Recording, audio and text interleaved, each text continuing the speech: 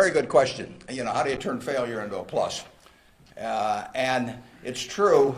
When I was at the University of Nebraska, one day I was reading the Daily Nebraskan, and it said in room 300 or something, at 3 o'clock there will be this panel of three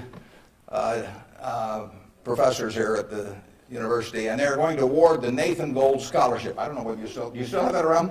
And at the time, it said it would give you $500 to go to the graduate school of your choice. I don't know whether it's changed in amount, but that was it. So I read this, and I went there to this room at 3 o'clock that day, or whatever it was. And I walked in the room, and there were the professors, and I was the only student that showed up. I mean, it really got to them. I mean, they were stuck. They kept waiting and looking at their watch and hoping there would be more candidates, but no one came in. So I won $500 by default. And those are usually my biggest triumphs when nobody else shows up.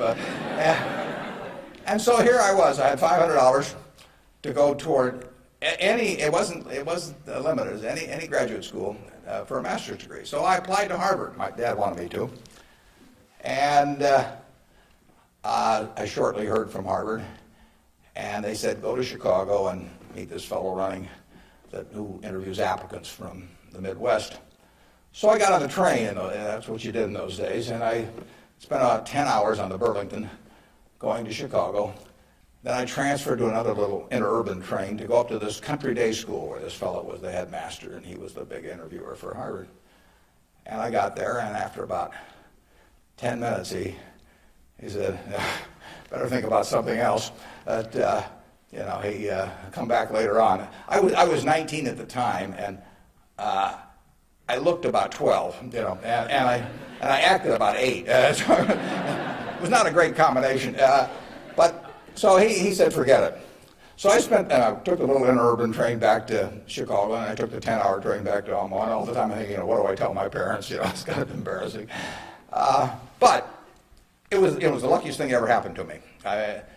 Because if I'd gone to Harvard, I would have gone to a 2-year business school. I instead applied to Columbia, where I could graduate in 1 year and get a master's degree. Luckily, that by the accident of it and being in the Nebraska National Guard, which did not get called up for the Korean War, I missed going in the Korean War. I got to meet Ben Graham, which had an enormous effect on me subsequently. And I probably got my wife that way because she was going to Northwestern. And I was able to put on sort of a full court press because I got out in 1 year.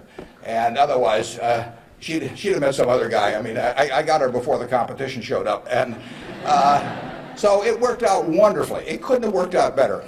And that's been my life, basically. I mean, things... you will get some disappointments, but the future is what counts. It would not be fun if I knew every decision I was going to make was going to be perfect. It would not be as much fun. It'd be like playing golf and knowing you're going to hit a hole-in-one on every hole. You wouldn't play golf if every time you got on a tee, you just took a swing and the ball ended up in the hole. It'd be fun for a few days. You get on TV, but the game would not be any fun.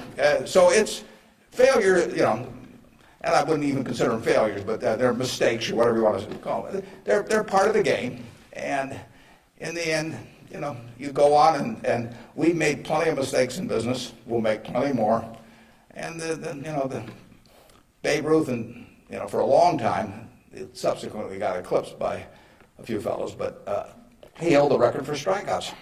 So held the record for home runs and was the highest paid baseball player until the modern era came along. So it's part of the game. If you take big swings, you're going to miss sometimes. But the Harvard thing, you'll get a kick out of this. They invited me back to the 25th anniversary of this class to talk to them, and I went back.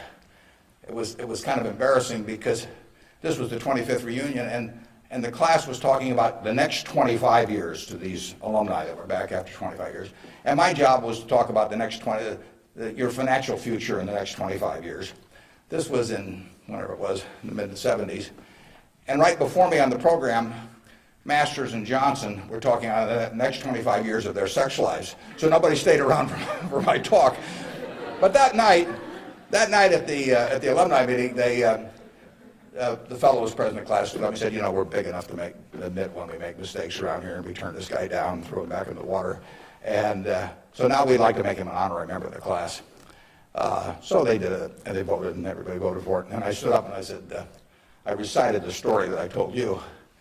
And I told him, you know, I said, at the time I was kind of philosophical about this. You know, I was young, and maybe my grades weren't that good or something. And so I took the rejection kind of well. But I said, now that I've met the people that got into class, I'm really sore.